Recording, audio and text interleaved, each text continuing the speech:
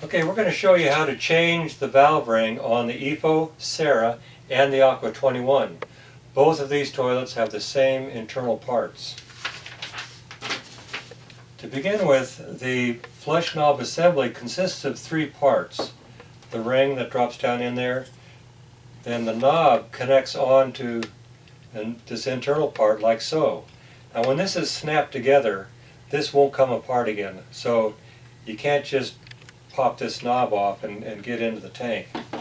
There's two ways we can do it. If there's enough room, you can lift the knob up, hold this clear plastic piece with your fingers, and then squeeze it and then rotate it. That'll take it off of the stem. If you can't do that, if you can get a hold of this ring, rotate that ring until it comes loose. Now when it gets up a ways, it's going to want to catch.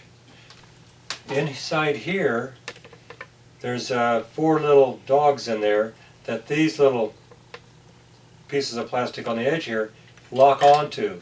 So when it's rotated, it'll also rotate the knob.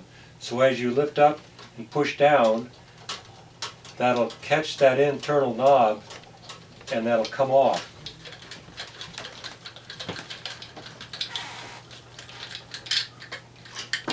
Now once you're inside the tank, we've got to push this lever or the thread part forward, and we'll show you how to do that in a second.